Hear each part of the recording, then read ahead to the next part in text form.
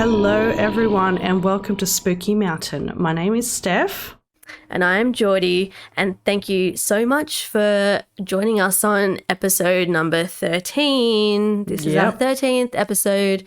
I'm super excited to be chatting with you, Steph. I've been super G'd up. I'm ready for what's going to happen. Yeah.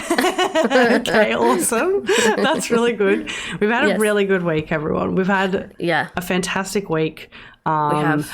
There's a lot to talk about. We're going to try and keep that to a minimum. But there's a lot of exciting stuff happening. But let's first off, we'll go into what we've got coming up. So what about you, Jordi? What's your story? Okay, I just freaked out for a second because as you were saying this, I was like, what the fuck is my story? What did I do? You're like, wait. I just had a total brain fart. Imagine if I just forgot to write a whole story. Just redo the one from last week. No one will know. Just change the names. It's fine. So my story this week is very well known. Okay. I would be so surprised if you haven't heard of this event. It's a UFO thing. Amazing. So I haven't done a UFO thing for a while. So, but you've undoubtedly heard of this story. But there's lots of details and witnesses and that kind of thing. So yes, it's very exciting. What about you? What are you doing for this episode? We're doing one that I have been waiting to do this episode, and I think you probably know it is a cryptid.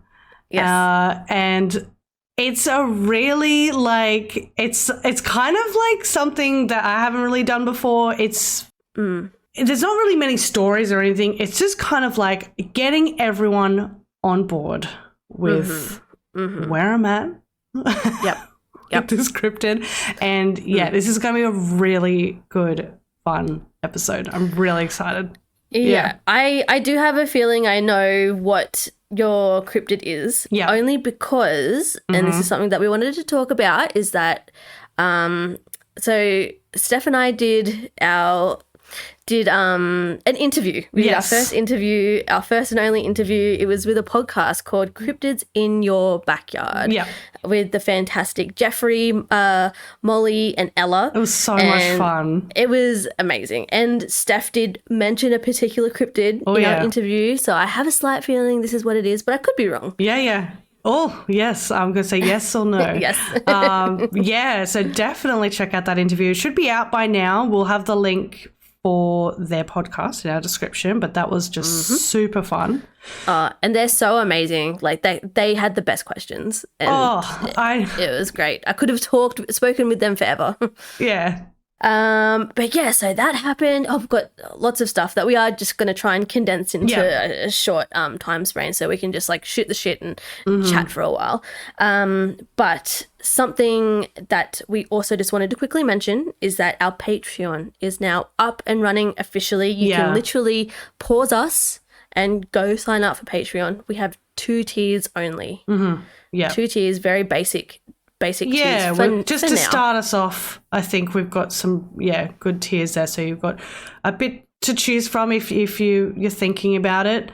And we also have another one called Buy Me a Coffee. So that's kind of just like a one-off support option as well. You know, we've all been there. Sometimes you've got more money one week than the other and you just want to support someone. So that's a really good option that's there as well if you want. Yeah, that's like a one-off basic thing. Like it's not an ongoing thing. It's just like a one-off donation essentially. And so we're not going to harp on too much about that because it is just a very basic thing. But you can find that through our link tree if you want to support us that way.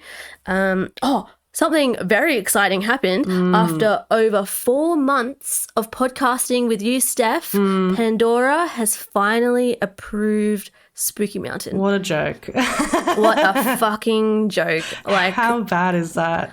Thank you, Pandora, for being like just hopefully hopeless. No one's been relying on that. I'm so sorry if that's been they probably have. Jordi's been sending him so many emails and there's just been nothing in reply. They're just like, no, you're not meant to email this. And it's like, what do you mean? Where put us onto something. The most helpful thing they told us was like, oh yeah, we're a little bit delayed, bye. Yeah, It's like, yeah. what do I do with that information? Like, Useless. it's not helpful at all. But yeah, so if you're a Pandora user, I'm sorry if I just offended you for just calling them out for their Oh, yeah, yeah. shitty behavior, but there you go.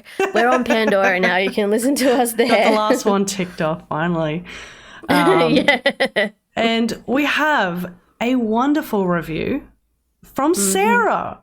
Sarah. Yeah, Sarah gave us 5 stars. Thank my you, Sarah, and God. said, love this Thanks. pod, and just added some like really great Halloween emojis, which we love the emojis. So thank you so much, Sarah. It means a lot to have 5-star reviews or any review. Yes. We love it. Oh, it's so amazing. So, okay, it's time for us to chat now. I've got a question for you, Steph. So there's been something that I've been wanting to ask you if you are happy to tell us this story. Okay. So you, in passing, mentioned to in our interview, I won't tell too much because everyone should just go and listen to the interview. Anyway, but I've already blacked out. mentioned- I can't even remember. yeah.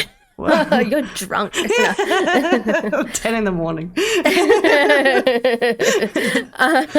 So you mentioned that there was a man that actually, so with our haunted Katoomba house, Yes. there was a man who actually moved. There was a space of time that there was a man living there by himself, and he actually experienced some spooky stuff in the house. And I feel like it's been a while since we've spoken about the Katoomba house. I feel like we should get some more stories going I think- to creep everyone out with the house. So would you want to, are you happy to tell us Absolutely. about what happened with this elderly man? That, Yeah. was he elderly? Was he Yeah, older? he was. So what happened? So I grew up in the house with my sister and my mum, and then my mum moved to a different house. So she moved out and she needed to rent out the Katoomba house. And she had a friend who also was, needed to change locations, and she rented it out to him. So your mum already knew Yeah, she him was very good before- friends with him. Okay. Right. So, yeah, he was quite elderly. He was in his 70s. And he moved in on his own. And, yeah, things kind of got really strange from when he moved in. He kind of just stopped talking to my mum, which was really odd. And he didn't want us to go over. So he kind of didn't let mum go into the house. Oh, that's weird. Yeah, there was a lot of weird legal things that were kind of happening. Like, it was a very private renting thing. Mum was like, hey, I'm just going to write up a bit of a letter and I'll just get you to sign it before we move in. But he actually moved his stuff in before mum asked him to. And then he kind of tried to throw the whole, like, squatters' rights at her. And she was like, what is happening? You're my friend. Yeah, it was Your poor mum. Oh, it was a 'cause real traumatic thing. Yeah, I had to go to That's court a and really- everything. Yeah. That's a weird grey area as well. It was the whole, such like, a great area. squatters. Yeah. Exactly. And she was like, what is happening? Like, what do you mean? And that's a whole other different story. But while he was there, he just started to become quite strange and was saying these weird things. He was saying to my mum, he was leaving like voice messages on my mum's phone saying that her boyfriend at the time was breaking into his house in the middle of the night. He was saying that he's coming into my room. He's walking around my room. I'm watching him in my bed, and he is opening my drawers, like his closet drawers where his clothes are. He said he was opening up my drawers. He's moving things around the house, and I just see him walking around the house, and I don't it's not okay, and I've called the police and everything. And my mum at first was like, "What the fuck are you talking about? Like, what do you mean?" And she talked to her boyfriend. Of course, he's not going to do that. He's like, I don't even why would he do that? He proved to the police and everything, no, I have been at work. Like, he worked all the way, like 2 hours drive in the city, and it's like, no, this did not happen. So, and it just kept happening. He just kept abusing my mum, leaving these weird messages saying that he was breaking into the house. So me and my mum, we both actually went into the police station and we're like, look, this is very strange. This is actually the situation. You know, he's moved in. She's been very good friends with him for a long time. I'm not sure what's going on, and I don't want to blame that he's elderly, but is something going on that he's kind of losing the plot? For sure. And they were like, oh, you're talking about this guy. Oh, and they know him. Yeah, they were like, oh, God, he calls us all the time. Oh, my God. And they're like, they're like, this guy, he's crazy. And we're like, oh, okay. They were like, yeah, the other night he called us and he said that a man was in his room and picked up the cat bed, like he's got a cat bed, and just put it on top of the gas heater. And then that was it. And then that, like, just saying weird things like that. But why would someone do this? Why would someone pick up the cat bed and put it there? And that's right. So it was funny because when they actually said that, me and my mum were standing at the police counter and we actually both looked at each other and we were like, we just kind of silently looked at each other and were like, okay, this is all starting to make sense now. And we just kind of like ended it with the cops. We're like, okay, look, thanks for your help. I guess, you know, you got our side of the story, whatever. Yeah. And they were like, no worries. Like, nothing was coming of it anyway, so we just kind of wanted to put it out there what happened. But yeah, we're in the car home going, oh my fucking God. He's actually seeing someone in the house that's not real. It's not an actual ghost. Like, that is mind-blowing. Like, just to think about all the possibilities that could be happening. It took us like a month because this is probably going on for a month or 2 months, and we just had no idea. We were like, what the fuck is he talking about? Like, we thought he was just being an asshole and just trying to pretend, like, try to get my mum's boyfriend in trouble or whatever. Well, but if he'd already like started off the whole renting thing badly with like the squatters' rights, and that's it. We didn't have much. Just trying to. But then after speaking to the police, they were just like, nah, like, we've gone over there and he's just saying all these weird things that just they weren't making sense. Nothing was adding up. And we were just like, fuck, okay. So pretty much he ended up, he's, I don't know, he's somewhere. I don't know. It'd be really interesting to know, like, whether, like, what he was like outside of this kind of like weird man in the room situation. Like, was he making sense in other ways? Was his mind slipping a bit? Because I feel like if you're in a house, because like you and I know that house is active. Yeah, so definitely. We know that this is a thing that is true. So it must have been playing with him. Like, he was there on his own. He didn't have anyone else to kind of vibe off and so I feel like it was just fucking with him. Oh my God, Steph. I just got like goosebumps all over my body imagining just being in that house day in, day out, but alone. Yeah. Like, having no one to talk to about it and be like, am I going crazy or is this actually happening? Like, it was happening, but we couldn't say that. Like, who's going to believe that? It's just... Oh, I feel for him. Like, I feel sorry for him. It's very strange. Yeah, he just completely shut off my mum after that, and mum was like, fuck, I don't know what to do. Like, what do we... Yeah. Imagine seeing someone in your... Like, there's so many elements to this. Like, imagine seeing someone in your room and then people... Like, the cops not believing you, but being... Like, there's someone in my... Like, breaking into my home and moving shit around my room while I'm laying in bed. And I remember as well the way he described... what the man looked like. He just, not too into detail, but more like just a shadow entity kind of thing. But like, he was like lean and tall and, kind of like that.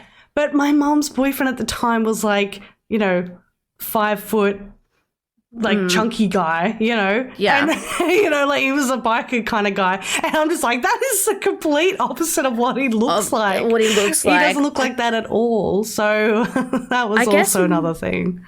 Maybe it just made the most sense for him. Like if he already was having issues with your mum, Yeah. it just made sense that this was who was in it. But Yeah. imagine just, oh God, I just It's can't so get terrifying. It's so terrifying. Just to see someone, like the whole cat bed thing, like stuck with, like, me and my mum always freaking up, like, the fucking cat bed on the heater. Like, what is that shit? It's so weird. I just my mind keeps on going back to just being in that house alone every single night. And it really does remind me of some kind of like weird horror story mansion, like abandoned haunted mansion. I don't know how to describe this feeling that it's really giving odd. me. Like, it's so creepy and to me. I think a lot of people have kind of experienced growing up. I mean, you say haunted house. It is a haunted house, but like it's also like our home, and it was a very uncomfortable vibe when you're alone and or at nighttime. Even if there was heaps of people in the house, you'd still feel uncomfortable, like if you went into a room on your own or whatever. Yeah. But I feel like people do kind of understand that, where you've kind of grown up with that vibe. You're like, I get, like, you know, when I hear other people talking about this stuff, I'm like, I know what you mean. I know exactly what you mean. I understand. But it's so hard to get across. It's a complex thing, I think. You know, like, as we've said before, a lot of people are just like, well, you know, just leave, go somewhere else. But it's your home, and especially this house, you know, as I've said multiple times, like, day and night feelings are so different. Very different. Like, in the daytime, it's like a paradise escape, a little cottage, you know. Yeah. At nighttime, it's like a hellhole. Yeah, like, it's so scary. Because there's no street lights at all on the road. It's like a gravel road. It's in the bush. They're all quite big properties. And pretty much everyone else that lived on the street, there's like 7 houses on the street. There's only like one other person living in each of the houses. Like, yes. Oh, that's right. Yeah, there's like no one really living. It was like, yeah, it was a really quiet street. Yeah. Actually, you reminded me of the house that was next door to the Katoomba house, and if that house is also not haunted, I will eat my fucking hat. Oh man, do I have stories about the guy that lived there? Oh my God, can you tell some of the stories? Yeah, I mean, it's like the most abandoned looking house ever, but there was a man literally living in that house. It has not been touched or anything. Like, it's just old, like, fibro shack kind of thing. Oh my God, it is like the oldest house you've ever seen. Yeah, it's ever. And the man that lived there, he lived on his own. He was an old Polish man, and he was the angriest man ever. And the day we moved in, he hated us. He hates everyone. We called him Mr. McGregor from Peter Rabbit. I don't know if you remember the Peter Rabbit comics about Mr. McGregor, and he would carry a rake, and he always hated the rabbits, and he would scream and shake his rake around. He actually did this. So our neighbor a few doors down had a pet rabbit, and he didn't like it, and he stole the rabbit and chained it to a post in his backyard and literally kept the rabbit there for 2 months on a chain. And my God. Yeah, the rabbit, we ended up seeing it and telling them, and then they got the rabbit back. But it literally like lost all its hair around its neck, and it was just like stuck in the backyard because he kept eating his grass or something, and he was getting annoyed. And yeah, he was crazy. And we had a cat. He liked the cat because it would scare the birds away because the birds were eating his lemon tree. Which was like the only thing. Fuck. He was so grumpy, but I think he was quite mentally unstable as well. There was a lot of really strange things that were happening. We had a big fireplace, and every time we lit the fire, he would knock on the door or he'd threaten to call the police because the smoke was going over his property and it was invasive. He apparently got on his roof one day and actually put his entire hose down our other neighbor on the other side's chimney and turned the hose on to turn the fire off because the smoke was going over his property. He would stand on his roof with a huge torch while we would be watching TV in the middle of the night, and he would just shine the torch like a spotlight in through the windows, and we would be like, what are you doing? And he wouldn't say anything. Like, he was just... This is so wild. Yeah. I don't know. It goes so perfectly with like having such a haunted house and then having like the crazy old Polish man as a neighbor. It didn't end. It's never ending. A while ago, I like drove by the Katoomba house because I was in the area. I was like, I want to see like how different it is. And yeah, I was like, when I was living there, I don't remember the house being like not the Katoomba house, but the neighbor, the Polish guy's house. I don't remember the house being so like dilapidated and it's so I think two people have actually bought it now because he's gone into a home a while ago. So there's two people that have bought it. But yeah, I've heard that it still looks exactly the same. And this was years ago they bought it. And everyone was like, oh, they're going to renovate it. But literally nothing has happened. Oh, it's probably exactly the same. You know what? Did you ever? I can actually find photos of the inside of the house. I won't dox the house. I was gonna ask. But there's photos on when it was for sale. My mum sent it to me and was like, "Oh my god, you can see the inside of the house, and it has not been touched. Oh my god, since it was built. It is insane." I can imagine. Was he a hoarder by any chance? I feel like I don't think he was. Probably I think he just lived a very, very simple life. Every time he'd hang out his washing, it was just like those white underpants, the white wife beater singlets, and then the jumpsuits. They're literally like the green zip and like bucket hats. That was it. That was the only thing he owned, and he left the house like once a fortnight with a big backpack, and he'd walk up to the shops. He's a minimalist. Yeah. So I don't know. I don't think I ever met him, but the house does seem very old. And when I drove by, I was like, "Wow, it's very creepy." It's very fucking creepy. I've never stepped foot on his property ever. I would love to see the inside of it. I would love to see what it looks like. And from what I remember, because it's got like a front porch area, right? Yes. And the roof of the front porch area is kind of like caving in a little bit. In the rain, he would have been like in a swimming pool. I don't understand. Like the whole thing is just like a rust tin shed thing. Like it's like a reddish brown color. The Blue Mountains, specifically Katoomba. This is like the perfect like representation of what Katoomba is. It really is. For anyone who hasn't been to Katoomba, I remember as a kid I used to hate Katoomba. And I used to say that everyone just seemed so miserable and everything was grey. And it's a lot better now. It's a very strange place. It's a very, very unique and strange place. There's nowhere like it. Definitely. No. It's very, very unique. Anyway, should we crack on? Let's get into it. So, all right, cool. Well, look, I'm going to be discussing something very important and close to my heart. I'm sure we all know where we're going with this. We're going to be talking about Bigfoot, of course. So... Wait, are you serious? Are you talking about Bigfoot? Yeah. Oh, I was wrong. No way. I was wrong. What did you think? I thought you were going to do Mothman. Yeah, I mean, look. Oh, my God. You know what? It was actually going to be between the two. But, like, yeah, I thought the whole aim of this episode for me is to pretty much go back to basics with Bigfoot. Get everyone on the same page. We're just gonna. I'm just gonna go through like.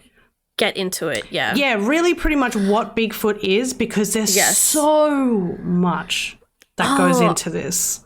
I love that you're doing this because a lot of our stories are like dates and events that have happened, but there's only been like one or two. I think maybe like the Hat Man and like Zozo, where we've just focused on like. A thing, exactly, like a being. So this is all over the place, but it's just kind of like because there's a lot of different like avenues you can go down with Bigfoot, and like I'm definitely going to be going back to this topic, but I think this one needs to be done first. So yay! Oh, I'm so excited! What a nice surprise! I know, and I've been it was really fun doing this because a lot of it is You know what's funny? A lot of this was just in my head. Like, I didn't even have to research a lot of this, which is crazy. Yeah. I was just typing like confidently. I was like, I don't even have any other tabs open. This is so amazing. 0 tabs. You're the crazy cryptid lady of the podcast for sure. That's it. Oh my God. So, yeah. Now, so Bigfoot's what I'm talking about, also known as so many other things. Yowie, Yeti, hairy man, skunk ape as well. Super, it's just an insane amount of names. And yeah, a lot of people don't know the facts. I say facts, alleged facts about Bigfoot. So if you don't know, this is for you. If you do know, I mean, look, listen in still. You might learn something, who knows.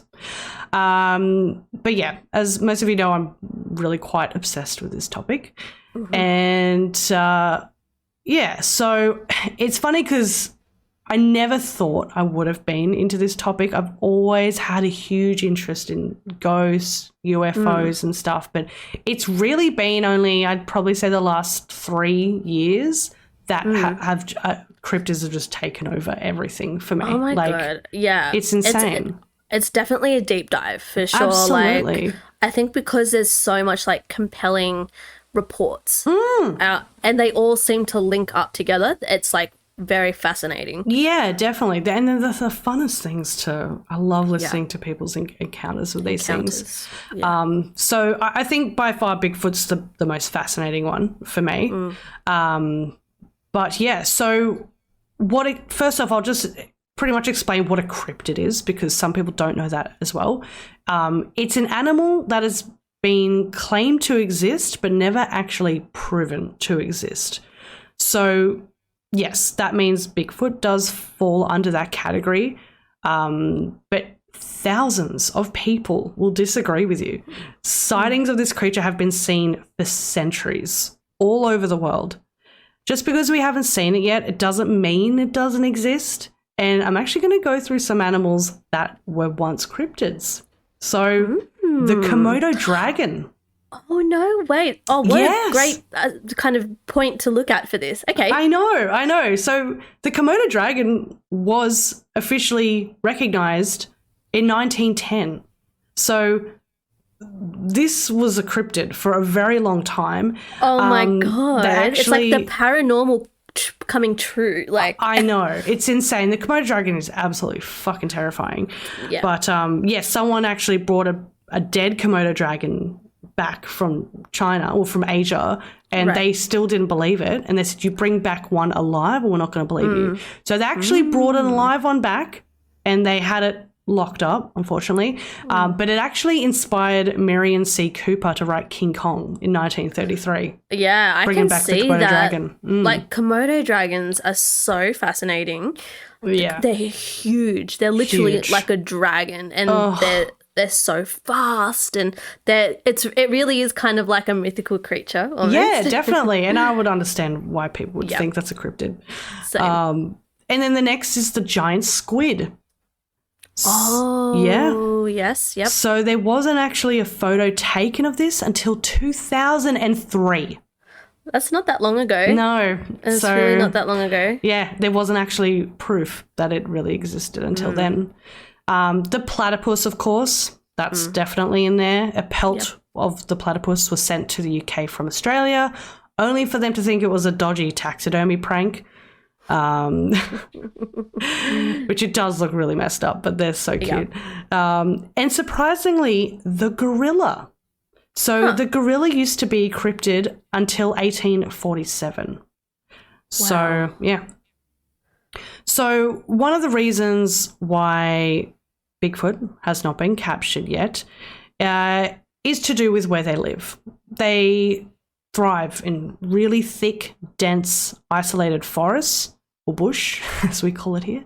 If you actually have a look at Google Earth, you can see how large these bushlands are all around the world. There's no way we can explore all of this. It's just like the ocean. It's just way too big, and the elements are against us completely. But Bigfoot-like creatures have been seen all over the world and are all incredibly similar in their characteristics. So the Yeren in China, which roughly translates to man monkey or man bear. The first account for the Yeren actually dates back to 3,000 years. Wow. Yeah, which is fucking crazy. Long time. Yeah. And then the Yowie, right here in Australia. So Aboriginals have been telling stories of the creature being up to 12 feet tall, which is fucked up. Big boy. Yeah. And their arms reaching to the ground, tan, black, grey, or white hair, covering black skin and yellow or red eyes. Phew. So also there's the orang pendek, which is a much smaller creature, being 5 foot at the tallest. Oh, so it's like a mini foot. Yeah, it's like a little mini hairy man. Yeah, a little foot. However, they're super strong. They can actually uproot small trees and break rattan vines as well. Oh. Yes, they're like really strong, small, hairy things. I wonder if like the regular size Bigfoot, meaning like 7 foot, is like super, super strong. Yes, probably. Like the extra strong version of like the little pendek. Yeah. And last but not least, the Yeti, of course, formerly known as the Abominable Snowman. So he is known to live in the forest below the Himalayan mountains. So that's pretty much like the first, I guess, like westernized version of the Bigfoot kind of lore. For the rest of the topic, I'll just be talking mainly about Sasquatch or Bigfoot. So pretty much the one that frequents North America and parts of Canada, just to kind of round it up a little bit. So stories of Bigfoot have been around for a really long time. And in most cultures, the Indigenous people have always known that they're here. This ape-like creature is described as bipedal humanoid ape that can stand up to 10 feet tall, but it's usually around 7 to 8 feet. And it's covered completely in hair. The hair on these creatures is not like a bear, as you would think. It's actually been described as human-like hair. So it's all over the body except for just the face. So they usually say that around the head it is quite shorter, but around the body it can be quite matted and quite long. It has a large flat nose, extremely wide mouth, and eyes that seem to be all black. The mouth got me. Yeah, it's really, really creepy. Yeah, they say pretty much like a gorilla's mouth, but more like doesn't come out as far, so it's just like very wide. Yeah, something about wide mouths, and it's not nice to think about. No. Their heads are usually conical and has a pretty small forehead and pretty much little to no neck as well. So very like stocky. Yeah. And the shoulders are massive. One of the most common things I hear is how wide the shoulders are. Yes. The creatures could be 8 feet tall and the shoulders would be 4 feet wide. Which is insane. It's huge. This is when I was, researching my Yowie story. This is exactly what I came across. The most common detail spoken about is like the shoulder span just being like huge. Yeah. Just like the story you told us about he said the double door fridge. The double door fridge, exactly. That stuck with me, that description. So, yeah. Super big chest, like very big shoulders.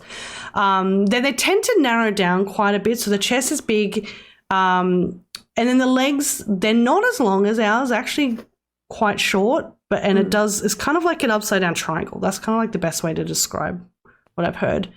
And the arms are just super long. So it does kind of sound like an ape. When they're actually seen standing up, it's described that the arms hang down and are pretty much at their knees, like where their knees are. So the Bigfoot is seen in all sorts of creepy positions. So standing up, otherwise usually they're swaying. So they seem to sway from side to side. A lot of people see them standing next to a tree, and usually when they're swaying side by side, it usually means that they're quite like agitated or angry. So yeah, just really swinging from side to side. That's terrifying. That's so eerie. Just imagine seeing a Bigfoot just kind of like, it's really like gross. G'ing up to run at you or something. Yeah, exactly. And of course, there's a lot of encounters of them, you know, seeing them walking in the distance or crossing a road, crouching down as well.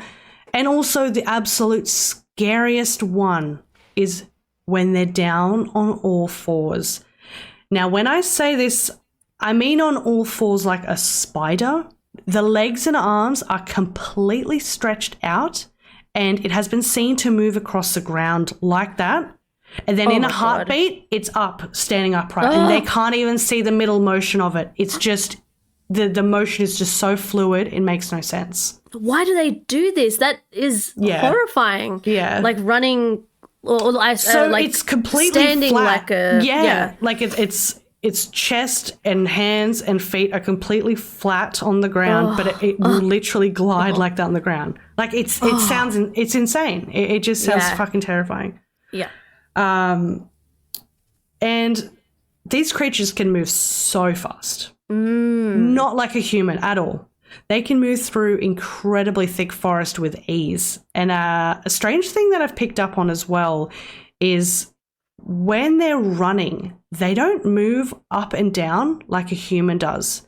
They've been known to glide. Their head actually stays at the same height, and they just pretty much just glide across. It's strange. It's like they seem so close to humans, like to being human-like, but so different at the same time. Like, it's like they're almost there, but they've just got these differences. It's so odd. You know? The color of the Bigfoot's hair does vary depending on where you're located in the US. The majority are black, dark brown, and red as well. But yeah, there have been seen that are actually grey and strawberry blonde as well. So very like strawberry blonde color. It's like a Ranger Bigfoot. Yeah, Ranger Bigfoot. And as I was saying about before about the eyes. So usually in the daytime, if a Bigfoot's seen, they've got very black eyes. Sometimes you can just see around the white part of the eyes, but they're very, very black. When they're seen at nighttime, a lot of encounters, they actually refer to eye shine. So it's really strange. Their eyes actually tend to glow yellow or red. Yes. Now, you'd think when they're glowing, they're reflecting off a light source, but everyone said there is no light source and they are glowing. It's actually them that has the ability to glow at night. Yeah. I mean, like, there's the existence of, like, bioluminescence in nature. I guess there is the possibility of something That's a good point. Yeah, that's a really good way of looking at it, actually. So how do you know if a Bigfoot's nearby? So the majority of reports claim to have noticed a very strong pungent smell, which is commonly described as rotting eggs. Yeah. And of course, we can't forget the footprints, which seem to be the only physical evidence, if you can call it that we pretty much have. They're also known to create stick structures, which is what they actually sleep in. So they don't stay in those very long, usually about a week or two at the very most. They tend to move on quite quickly. But, yeah, a lot of people claim to see a lot of stick structures. Tree knocks, that's a very common way that we try to communicate with them, as they're known to reply back. So a tree knock is simply hitting the side of a tree with a really hard object, making a really loud, hollow noise. So usually people do that with like a very solid stick or a baseball bat as well. And yeah, they tend to reply back that way. And if you're in a location and have large stones or rocks thrown at you, they want you to leave. Do not stay where you are. This is usually because they have young nearby, or you're simply invading their space. They're giving you a warning to leave because things can get a bit fucked up. They usually tend to stay very well hidden.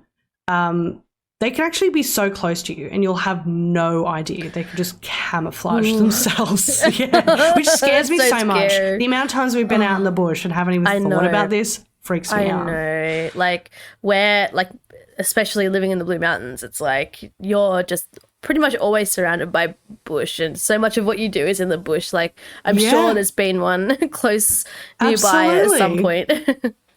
Yeah, definitely. Yeah, and also if there's one, if you know there's one there, there's always going to be more. They're apparently never alone, and they just are always there's always a few, and you're actually surrounded and you don't even know it. Yeah.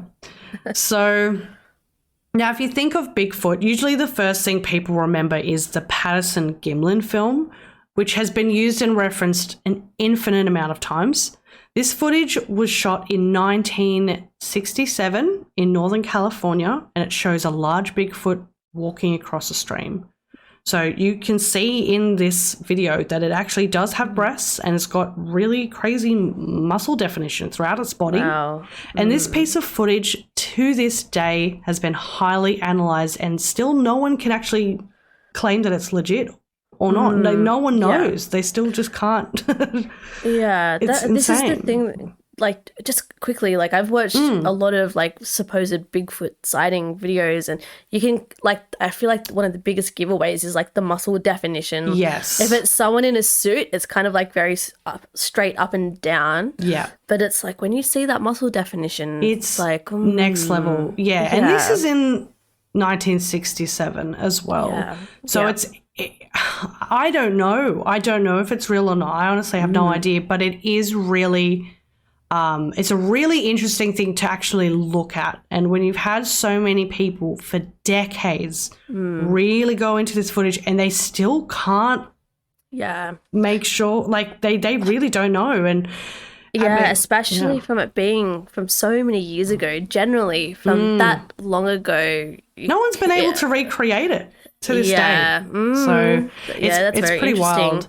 But yeah, I guess like for me, I think of that, and then I also think of the film Harry and the Hendersons, about like when I think of Bigfoot, I guess when I first got introduced to it. What would you say yours is? Do you remember kind of the first thing you encountered Bigfoot? Oh my God. I think my first memory of like kind of taking in some kind of like Bigfoot media is there's a very, very like classic, it's either a photo or a video. I wonder if it's the one from the movie.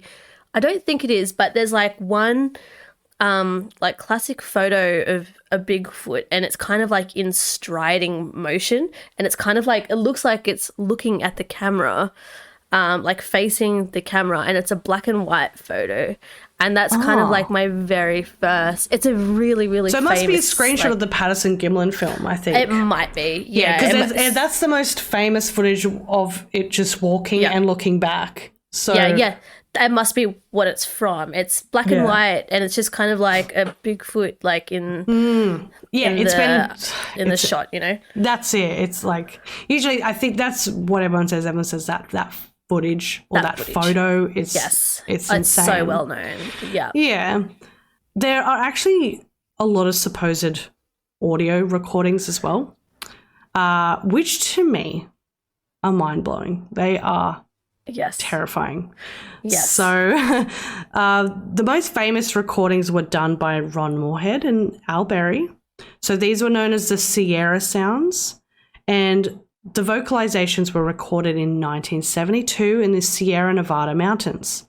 So this location was known for actually being highly active, and not just with Bigfoot, but also with paranormal and UFO activity as well. So this is a place, they frequented this place a lot. It would take days to actually get there. It's actually, they never disclose where it is.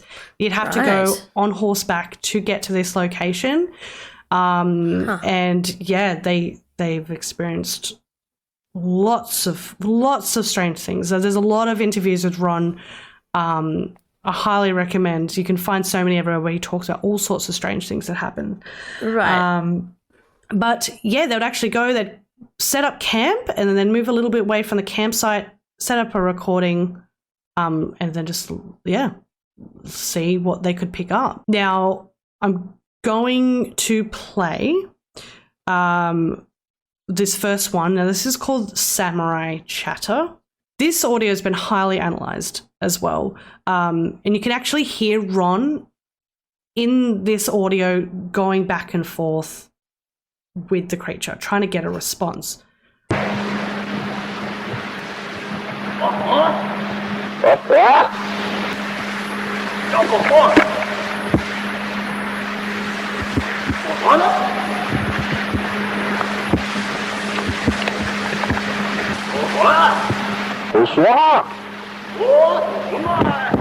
Right there, I just see movement right through there. Okay, so it's so creepy. My god, that is so creepy. So it's called a Samurai Chatter because it's like based off like the old-fashioned like samurai films and just the way it like sounds. But that one just really creeps me out. That is so. Oh, I don't know what I got like some bumps all over my body. It's I don't know why it's so creepy. It's just it's not a noise that you hear. Like it just doesn't sound very. And it's very like intelligible. And yes, like copying what he's saying, the noises that he's making. Exactly. It's so strange. And I've got this other one. So this is another one that they recorded in the Sierra Sounds.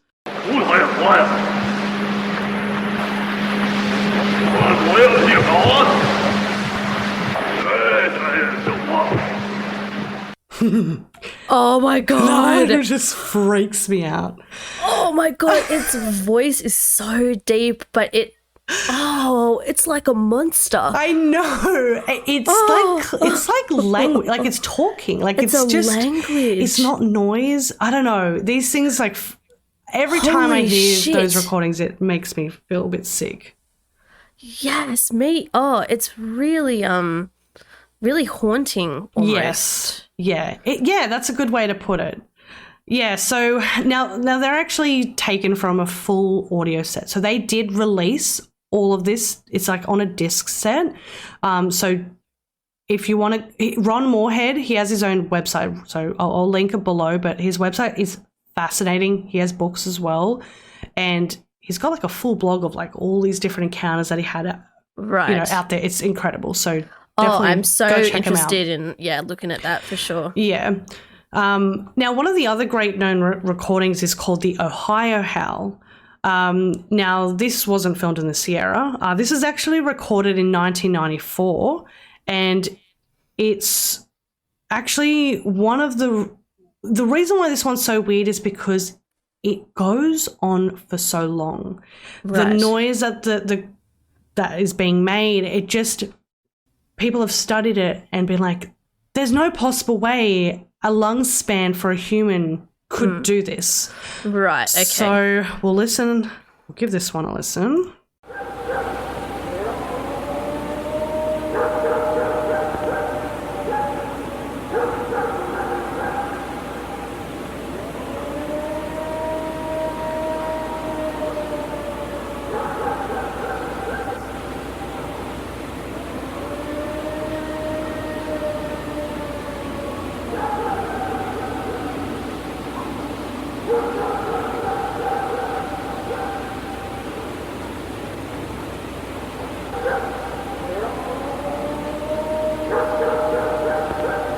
That is so creepy. It's like a siren. That's what I was gonna say. It sounds like a siren or a howl, which is what it could be. Yeah, like from the creature. Like it could be a type of howling, but it just goes on like it really long, does. Solid sound, and you can hear the dog reacting to it. How scary would that be for the dogs just in the bush and hearing that noise? Like just the depth of it as well.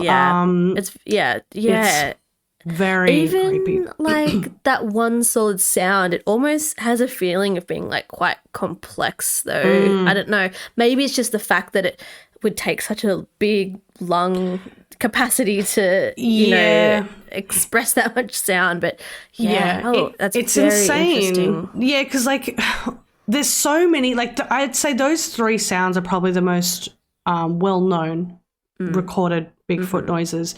They're known to mimic animals, humans as well. They've got incredible depth to their voice, and people claim that once they hear it, it just vibrates you to your core. Yeah. You just feel instantly sick, like to your stomach. It actually vibrates you. Crazy. Even just from the recording, that's kind of what, like, the feeling that I got. I felt very like, ooh. It's not a nice feeling. It's quite strange. Actually, some researchers have actually said that they produce infrasound as well. Oh. Yeah. Okay. Yeah. Yeah. So that's a bit weird. But yeah, so sorry if everyone's heard those now and they're going to have nightmares because, yeah. I mean, I literally, because I listen to so much Sasquatch Chronicles, they play the recordings like every few episodes. So I'm just like so used to them, but it still really freaks me out. It's a very I think because like it's a creepy sound that does kind of sound like a monster or something. But knowing that this is like a actual real life sound that has been captured in real life kind of adds to that. Yes, like, it does. Creepiness. Yeah, absolutely. You know? Ugh. So, yeah. I mean, now these recordings, the Sierra ones, not the Ohio one, well, probably the Ohio hell as well. But, they've been analysed by a lot of people, including Scott Nelson. So he's a retired Navy cryptologic linguist. So he states, quote, "It is definitely a language. It is definitely not human in origin, and it could not have been faked." Oh, that's incredible. Yeah. I just love analysis and examining and scientific shit when it comes to stuff like this, you know? Yeah, that's it. It's like, where's the science for this stuff? So you try to really get as much as you can with Bigfoot. But with the audio, it's quite hard to break down, really. So, and I'll move on to a bit of history as well. So we'll definitely cover that. The Chul River Indian Reservation in California. There's petroglyphs created by a group of Yokites at a site called Painted Rock. And they're alleged by some to depict a group of Bigfoots called the Family. The local tribespeople call the largest of the glyphs Hairy Man, and they're estimated to be between 500 to 1,000 years old. Oh, what the paintings? Oh, the paintings. Right. Yeah, so they're fascinating, and they're incredible painting. I'll add that into the picture for the episode as well, because they're really cool. Oh my God, like for it to go back so far to kind of relate to what we're still now kind of talking about. Like, that's very fascinating. Exactly, I know. There's heaps of examples like this throughout history of Indigenous people talking about a large hairy man or wild man, as they call them. Right. They all have different names to describe them, and they all have different relationships with the creature as well. So in 1847, Paul Kane reported stories by the natives about skookums, a race of cannibalistic wild men living on the peak of Mount St. Helens in southern Washington state. Also related to this area was an alleged incident in 1924 in which a violent encounter between a group of miners and a group of ape men occurred. Yeah. So these allegations were reported in the July 16, 1924 issue of the Oregonian newspaper, and have become a popular piece of Bigfoot lore. So this area is now called Ape Canyon. And Ape Canyon is such a great encounter. It's so interesting to look into. So if anyone's looking into like really old stories about this was actually documented, and it's fascinating. Wow. Yeah, so Ape Canyon, highly recommend looking into that further. Also, US President Theodore Roosevelt, in his 1893 book, The Wilderness Hunter, writes of a story he was told by an elderly mountain man named Bowman, in which a foul-smelling bipedal creature ransacked his beaver trapping camp, stalked him, and later became hostile when it fatally broke his companion's neck in the wilderness near the Idaho-Montana border. Oh my God. Yikes. That's funny that you say that, because I listened to a podcast a while ago about Bigfoot, and this is something that comes up, is that they are like routinely like smashing dogs and like pets and animals. Like it's almost like they're smashing them against a wall or like breaking their necks and stuff. Yeah, violent. Very violent. Yeah. And in the 1920s Indian Affairs, Agent J.W. Burns compiled local stories and published them in a series of Canadian newspaper articles. They were accounts told by the Styles people of Chehalis and a few others as well. So these tribes maintained that the creatures were real, and they were highly offended by people telling them that the figures were legendary. According to the Styles accounts, the creatures preferred to avoid white men and spoke the Lillooet language of the people at Port Douglas in British Columbia. Which is really interesting. Yeah. Yeah. But yeah, so the topic of Bigfoot, as I'm sure most of you know by now, it goes really deep. There's also claims that it's not just a physical animal. It crosses the path with the paranormal, extraterrestrials, being psychic, and even being interdimensional as well. Wow. So the rest of this stuff will be saved for another time, because I'm definitely going to touch on this. But Again, hope you guys enjoyed all this so far. But yeah. Yay! Everyone claps for Steph. Pat on the back for Steph. That was so fun. Pat on the back. You did. I bet it was so hard for you to like stop. Oh my writing. God. I know. I was like, where do I end this? I know. I bet you could have just like done this story forever. This is probably like my favorite of your stories that you've done so far. Oh, I'm glad. I absolutely, I think I'm going to call this one like Back to Basics with Bigfoot or something. That's what I was thinking. When you were talking, I was like, Bigfoot Basics. Yeah, Bigfoot like Basics. Back to Basics with Bigfoot or something like that. Oh, that's amazing. Thank you so much, Steph. That was awesome. so I fun. really, really enjoyed that. You can tell that you're super passionate about Bigfoot. Yeah, I know. It came off a little bit too strong, but No, not at all. It's a very, very interesting topic, even for me as like a cryptid or a Bigfoot noob. Like I don't even know like. Oh, there's so much to constantly learn. Like even for me, I'm still learning stuff all the time. So I think if you're kind of new to the whole Bigfoot thing, definitely this episode will help you out, I think. Yeah. It's very, it kind of covers everything. It's very interesting. It seems pretty feasible. It just kind of has all the elements of very, touch on everything. Yes, it's a very interesting topic that I am definitely gonna look into more now. Yeah. So I feel like your story is kind of like quite evidence heavy also, and mine is quite similar in that way as well. So yeah, as I said, there's like no doubt that you've heard about this story. Okay. I think I know, but as you said before, you thought I was doing Mothman. So I know. You might be surprised just like I was. Okay, so it's March 13th, 1997, and the US states of Arizona, Nevada, and the Mexican state of Sonora have just experienced something completely unprecedented. Between the hours of 7:30 p.m. and 10:30 p.m., thousands of people witnessed lights of varying description in the night sky. The area in which they were seen spanned about 300 miles or 480 kilometers from the Nevada line through to Pheonix and to the edge of Tucson. Do you know what I'm talking about?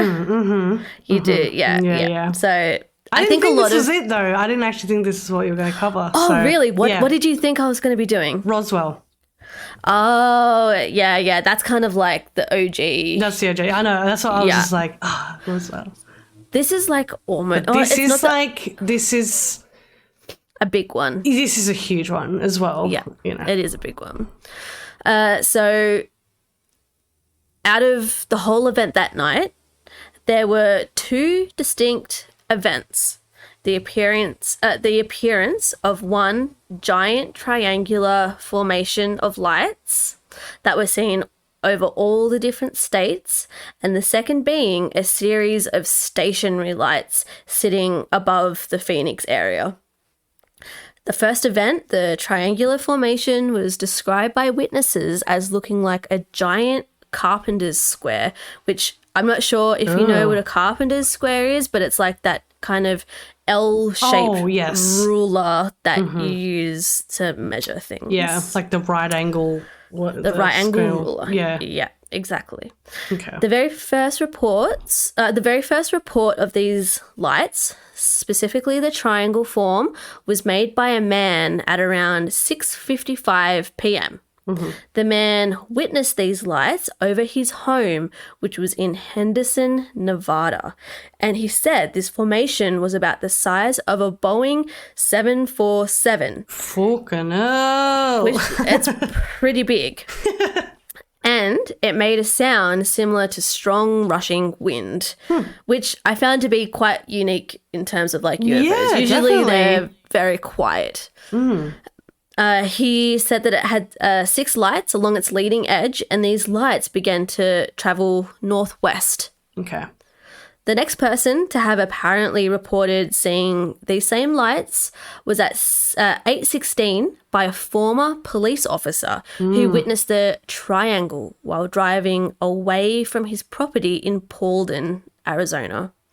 He was driving northwards, and he said that he saw, quote, a cluster of 4 reddish-orange lights with a 5th light trailing them in a V formation.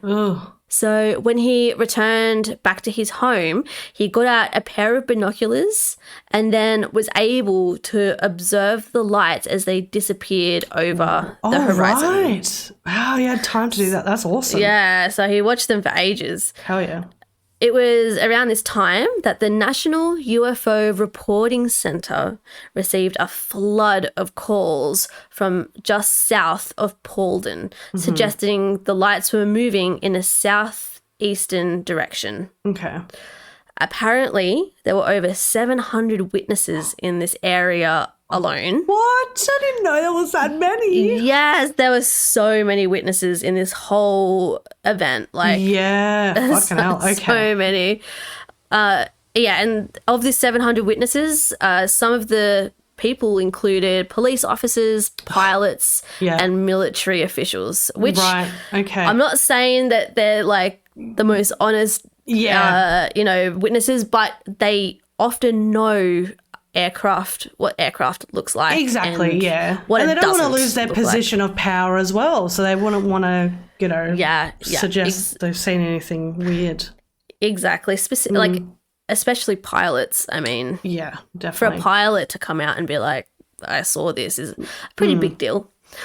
So these lights were also seen by hundreds of people over Prescott and Prescott Valley, which are both cities located in Yavapai City, Arizona. At approximately 8:17 p.m., calls continued to overwhelm the reporting center, the UFO reporting center, saying that there was a craft blocking out the starry sky as it moved forward. Ooh. So it's kind of like of a size that it's just like Yeah. blocking out stars. I hate that. It's very eerie. 2 witnesses, Devin Lorenz and his aunt, Jamie Lorenz, were outside on Devin's front veranda in Prescott Valley when they both noticed weird lights in the sky. Again, It was a cluster in a triangular formation, and it was heading in a northwest direction. Just the same as the previous witness. They said that the lights were a reddish-orange colour, apart from one single spherical light that was at the leading point of the triangle. So same as the last person, it's like in a V shape. There's one kind of leading point. The pair watched the V shape in the sky for about 2 or 3 minutes before the craft was seen to shift to the right and then just totally disappeared without a trace. The shifting is kind of what gets me. It's like a quick shift and then it just disappeared. Okay, yeah. Which makes me wonder whether it disappeared or the lights just turned out. Yeah. I mean, I've heard the whole cloaking thing as well, where it can just go invisible at any time as well. Yeah, that's true. Because if the lights had just gone out, the craft still would have blocked the stars, I guess. Yeah, I mean, I guess it depends. Yeah, I mean, I guess you would notice that as well. Yeah, I don't know. That's weird. Yeah, interesting. Both of these witnesses said that the triangle made absolutely no noise, and they also thought that it was flying fairly low despite not being able to give an accurate altitude estimate. So they couldn't give a super accurate estimate, but they were like, it was flying low. Yeah. So the lights have just passed through the Prescott, Arizona area. And they've just reached Pheonix, Arizona. And this is the area that is probably the most related to when talking about the case. Yeah. As a matter of fact, this whole event is usually just known as the Pheonix Lights event, or even more simply just as the Pheonix Lights. And everyone automatically just knows what you're talking about. Yeah. The very first report to come in from Pheonix was from a man called Tim Lay and his wife Bobby Lay, their son Hal, and their grandson Damien. The family first saw the lights when they were seemingly floating above Prescott Valley, which was about 65 miles or 100 kilometers away from where the Lays were actually situated. So they were viewing it from that far away. Oh, shit. Okay. Yeah. So when the lights were first witnessed by the family, they said that there seemed to be 5 individual and separate lights moving independently, but in synchronization in an arcing shape. Okay. But they soon realized that the lights were moving towards them. It took approximately 10 minutes for them to clearly see the lights were moving closer and closer. And according to the Lays, the distance between the lights increased and the lights slowly took on the shape of an upside down V. Yeah, okay. So the lights are still in the V shape, but they're kind of like shifting around a little bit. Oh my God. Knowing that it's coming towards you would be so scary, because you'd be thinking, does it know I'm here? Does it know that I'm looking at it and acknowledging this? Yeah, that's what would be going through my head. I'm like, I'm gone. Yeah, especially if it's slow moving. It seems a lot more aware of what's around it, you know.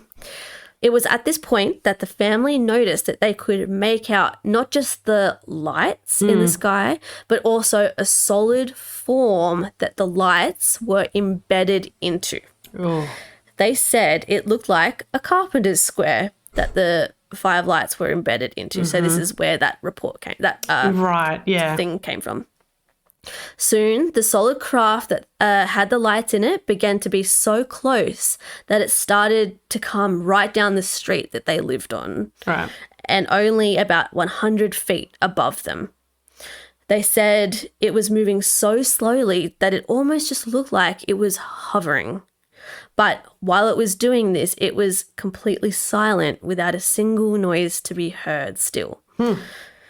The object passed over their heads and continued down the street through the rest of the town and through a V-shaped opening in the mountains that bordered their location towards Squaw Peak Mountain.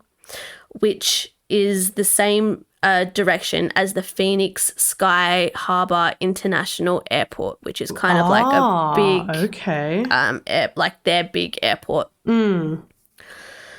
So this is a quote from Tim Lay, which is like one of the people that made the first report in Pheonix of the lights. So this is a quote from him. "It was astonishing and a little frightening.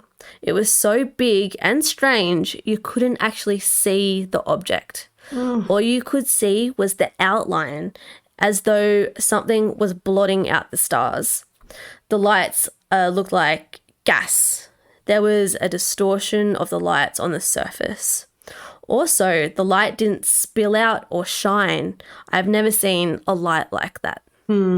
So that's a pretty great description from a witness of the lights, even just describing the way the light is shining in a weird way. Like, it's not just the whole, like, everything's weird about this. Even the lights are weird, you know? Yeah.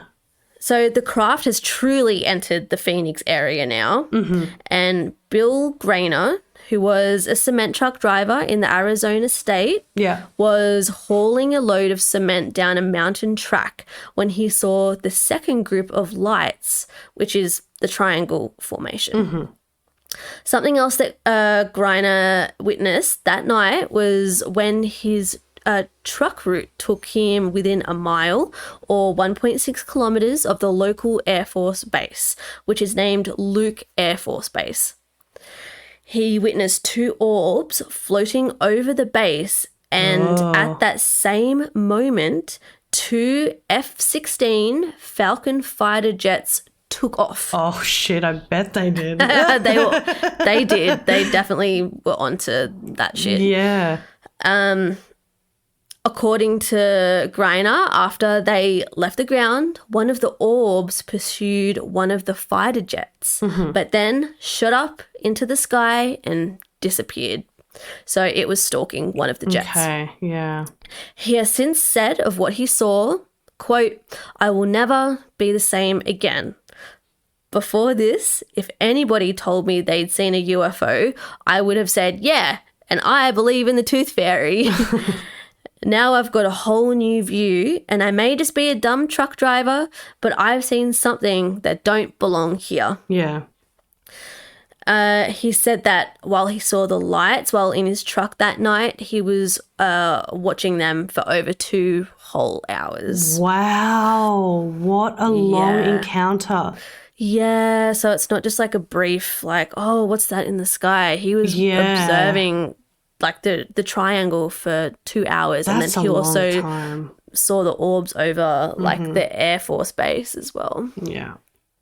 So this is just a few reports out of hundreds that came from not just the Phoenix area, but areas all around the different states as well as Mexico. It's safe to say that this event is monumental and very, very unique. Yeah. It definitely seems that out of the two events, the triangular form and the stationary singular lights, the triangular form is the one that has been far more documented and spoken about even to this day. Yeah. There is barely any documentation or reportings of the stationary lights. And that may just be because if the lights were stationary, just the nature of that would mean far less witnesses compared to the V-shaped craft that covered just so much more land area in such a short amount of time. Really, the only reports or evidence that we have of the stationary lights is from a man named Richard Curtis, who took one poor quality photo of the lights. Yeah. And that's all we have of that. But don't get me wrong, many people did witness the stationary lights, but I guess it just pales in comparison to the triangular lights, the formation. The event of the V-shape or the triangle formation, as we've been calling it, was heavily documented on video as well as photo. Majority of this footage shows distinctly a series of lights appearing at regular intervals, sometimes seen remaining illuminated for several moments and then seemingly just disappearing. But By far, one of the most famous pieces of footage seen of the lights is a video taken by a local Pheonix resident, which shows an arcing of lights appearing one by one, then going out one by one. Oh, that's so creepy. I know, because then you don't know when the lights are out. It's like, where did it go? What is it going to do? Yeah. There's no knowing.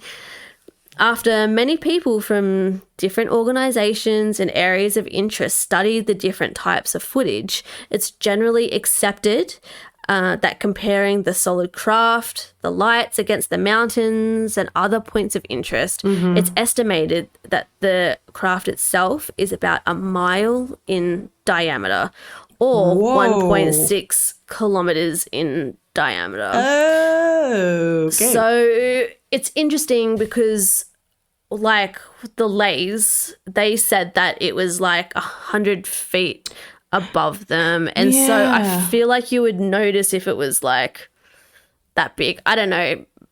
Yeah, it's just interesting, all the different reports. Descriptions of the craft claim that the bottom itself, so not the lights, but the solid object, looks like it was undulating, almost like you were peering through a sheet of water. Oh. One of the witnesses explained that the glowing spheres almost looked like canisters of light. So it almost reminds me of like a mirage. Like, you know how with a mirage it's kind of like wavy. And again, like the lights looking weird. Okay. So, yes, interesting. That's weird. So, of course, we have to go over skeptical explanations for these events occurring. For the first event, which is the moving V triangle shape, there really is no feasible explanation for this. Usually with overly reported incidences involving UFOs or anything paranormal, you have the usual, it was swamp gas, it was dust explanations from official government bodies. It was owls. Yeah, exactly. But nothing of the kind has been released for this particular part of the event. There has been general skepticism on the fact that these lights could have actually just been a plane, but we can see from records provided by the airport nearby that there was no plane flying at this time. That would explain these lights occurring so largely and so low as well. With the second event, the stationary lights, this is a bit more easier to be skeptical about if that's the side of the spectrum that you gravitate towards. You're right, yeah. Due to the stationary nature of these lights, they were pretty much straight up explained away as illumination flares due to a training exercise. Okay. But even after this explanation, pretty much no one was convinced of this. Yeah, fuck no. No, of course it wasn't flares. That's such an overdone thing now. It's like, oh, it's just flares, you know. These two events coincided with each other at the same time, and this event really didn't take on the characteristics of what illumination flares would usually look like either. Yeah. On the 3-year anniversary of the Pheonix Lights incident, a real-life flare demonstration was performed by the National Guard to try and mimic and explain away the mystery behind the sightings, particularly the triangle-shaped formation. The people were unimpressed and absolutely just unconvinced that this is what they saw. Like, just stop. You're embarrassing yourself. They were like, you just made it worse. You just proved to us that it definitely wasn't flares because this is not what we saw that night. The flares flickered and moved erratically, not in the synchronized and almost intelligible way that the lights seen in the sky behaved that night, the night that they saw the lights. Even if somehow the lights were misinterpreted by thousands of people that night to be something that they weren't, there is still the giant solid craft that those lights were attached to that no one has been able to explain away in any way. At the time that the lights appeared, a man named named Fife Symington III was the state governor of he was the state governor of Arizona. Symington held a press conference not long after the event to address what had happened. During this press conference, he stated that they found who was responsible for the crafts in the sky. He proceeded to make fun of the situation by bringing his chief of staff onto the podium, who was dressed in a large alien costume. This is so upsetting. It's so upsetting because it's like so many people that made so many people angry. Yeah. It did. It really did. So this was funny to some, mostly to the skeptics and to the people who hadn't witnessed the lights. But to most, it was offensive and dismissive of the whole situation, especially for the locals who were there that night, whose lives had been changed forever by what they saw. Especially considering that the governor had called the conference after outcry by the locals to act upon countless requests for answers. He's like, okay, I'm going to listen. Yeah. Yeah, and then he doesn't listen. Yeah, it was really just a spit in the face for all who had congregated at the meeting waiting to hear new information. Yeah. You know, everyone was just like, you need to sort this out. And he was like, okay. And then, pulled out that.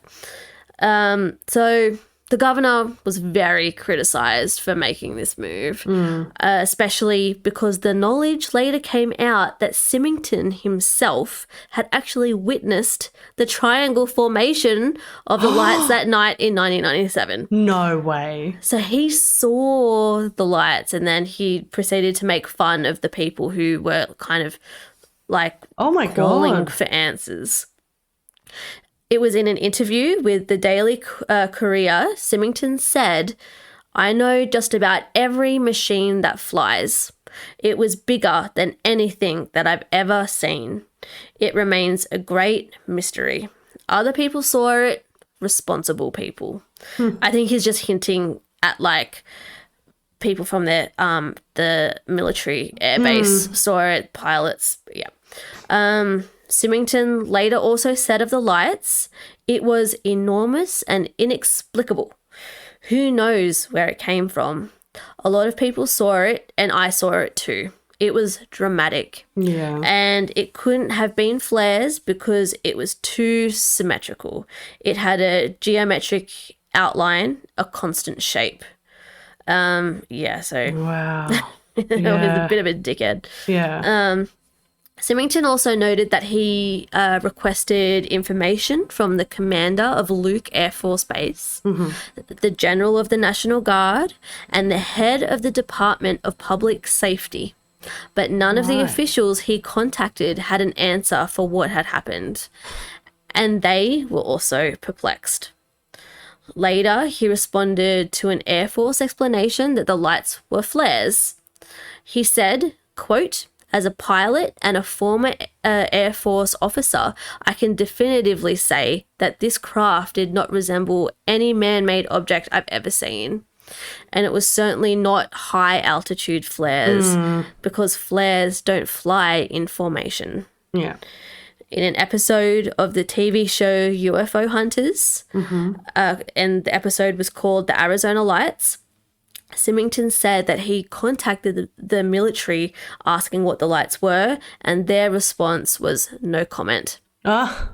Yep. So the lights still have not been explained despite attempts at passing it off as flares or whatever, and other naturally occurring anomalies. The Pheonix lights have become such a well-known event of possible and probable UFO sightings just due to the huge number of witnesses that saw the lights that night. So yeah it's really become like a golden beacon of UFO sightings. So that's the story of the Pheonix lights. I love that. And I've never really known too much about it, which is kind of weird to say. Like, everyone knows the Pheonix lights, but I've never really looked into it. So same. That was really interesting. Because all I know is heaps of people saw it, And that's it. Like, I literally was like, yeah, I know of the Pheonix Lights, but this is pretty much all that I knew as well. I was like, I know that it's one of like the biggest UFO cases just in terms of like the number of witnesses. I knew nothing else. And I had actually watched, because you can watch on YouTube, the governor. I'm going to watch. Oh, I've seen. I've seen the interview where, the presence where that alien comes up on the conference. And, oh my God, that's just horrendous to watch. So cringy. Like, why would you do that? And I had no idea that he saw this himself. And still went out, like he must have been getting paid like money under the rug to be like, just shut it down. Shut it down. And he was like, okay, I'm not going to say anything. And then later on must have been like, fuck, I'm just going to say what I saw because I can't keep it in anymore. Exactly. And like he had contacted like other government bodies to try and like, because there was like this huge thing where all like these towns in the state were like, what the fuck are you going to do about this? Like I read one person saying that like it was like being gaslit. Yeah. But whole cities were being gaslit, being told like... How can you tell that, to that many people going, you didn't see it? Exactly. And everyone just felt like they were going crazy because everyone around them was like, we saw the lights. But then all, the government officials are like, you saw nothing. And so there was kind of like a large outcry because definitely like a lot of distrust with the government and, there's kind of always going to be there. But for something like that, they're looking up to them to have it confirmed. They could have just said, how weird is this? We don't know what it is. It's like, exactly, great.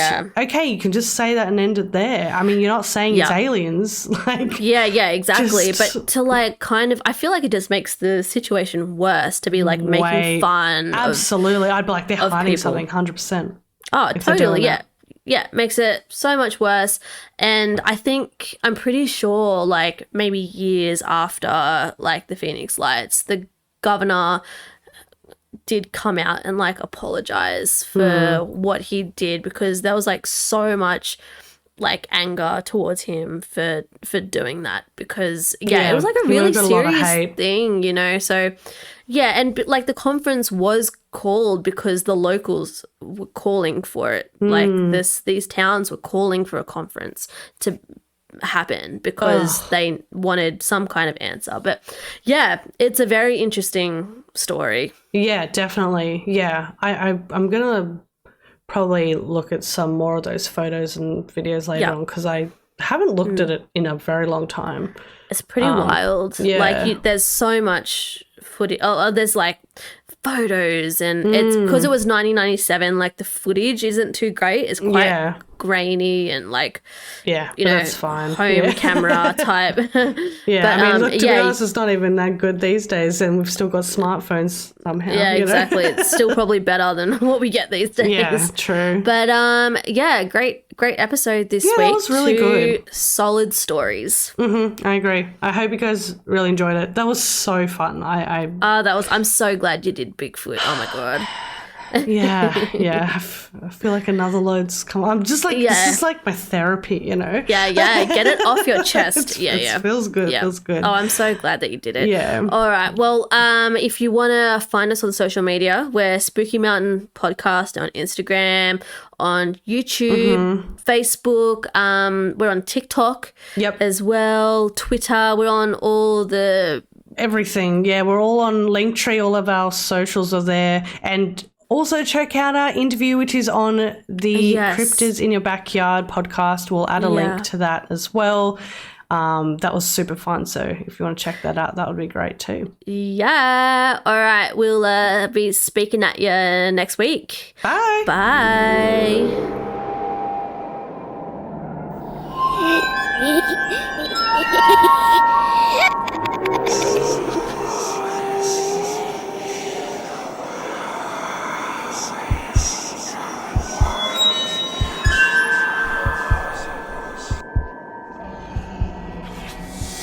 This episode of Spooky Mountain was created and recorded on land of the original custodians, the Gundungurra and Bidjigal people. We pay respects to the past, present, and emerging mob.